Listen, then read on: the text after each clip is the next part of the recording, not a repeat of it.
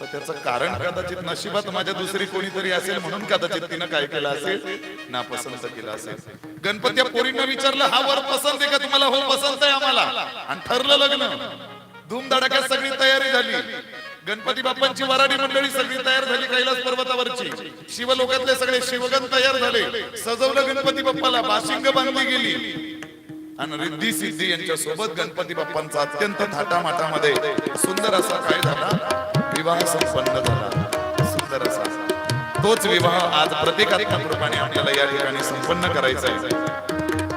हा विवाह झाल्यानंतर या रिद्धी आणि सिद्धीपासून 2 मुलं गणपती बाप्पाला झाली. एकाचं नाव क्षेम आणि एकाचं नाव लाभ, अर्थात शुभ आणि लाभ. ही भगवान परमात्म्याची अर्थात गणेश भगवान परमात्म्याची काय आहे, 2 मुलं आहेत. आयोजकांनी तयारी ठेवायची. 2 मुलं आहेत. इकडे कार्तिकेय स्वामी पृथ्वी प्रदक्षिणा करून पूर्ण आले आणि आल्यानंतर बघितलं तारे गणपती बाप्पाचं इकडे लग्नही झालेलं आहे गणेशाचं. पृथ्वी प्रदक्षिणा करून यायला सांगितलं, तुम्ही याचं लग्न लावून टाकलं. आणि मग कार्तिकेय स्वामींना प्रचंड राग आला. निघून गेले ते क्रौंच पर्वतावर निघून गेले. क्रौंच पर्वतावर शिव आणि पार्वती त्यांना भेटायला गेली, समजूत काढायला गेली. ऐकलं नाही. भगवान परमात्मा ज्या क्रौंच पर्वतावर कार्तिकेय स्वामींना भेटायला गेले, तेच ज्योतिर्लिंग तयार झालं. तिथं भगवान परमात्म्याचं स्थान तयार झालं, ते म्हणजे मल्लिकार्जुन. आणि अशा पद्धतीनं कार्तिकेय स्वामी पुन्हा निघून गेले, पुन्हा भेटले नाही. अशा पद्धतीनं भगवान गणरायाचा रिद्धी आणि सिद्धी यांच्या सोबत सुंदर असा विवाह संपन्न केला. तो विवाह संपन्न करायचा आहे आणि आज आपल्याला या ठिकाणी कथेला पूर्ण विराम द्यायचा आहे. आयोजकांना विनंती आहे, नवरा नवरीला वाजत गाजत आपण, करवल्यांनी नाचत गाजत वाजत गाजत नवना नवरीला आपण या ठिकाणी धर्म मंडपामध्ये घेऊन यायचं.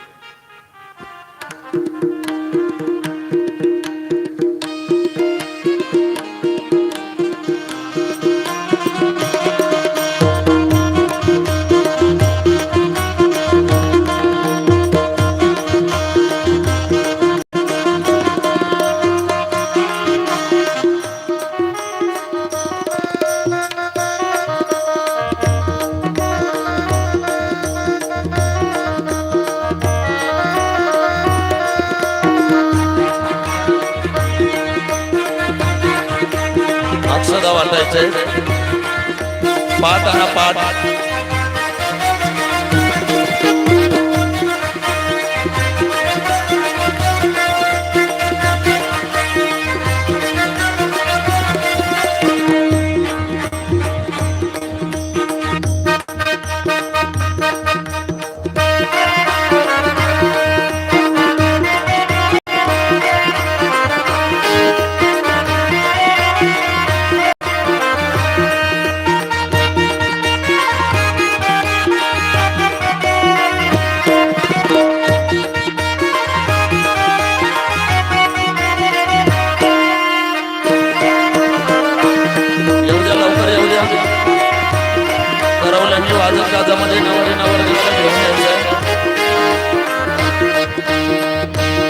अंतरपाठ घेऊन या.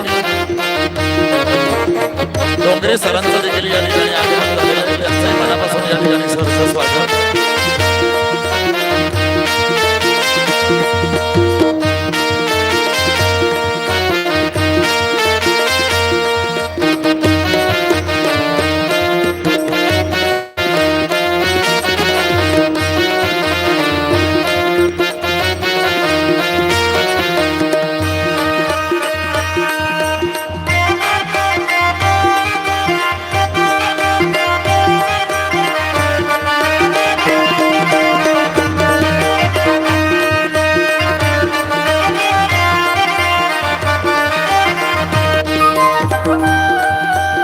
लवकर एवढ्या नवरा नवरीला ताबडतोब मंडपामध्ये घेऊया.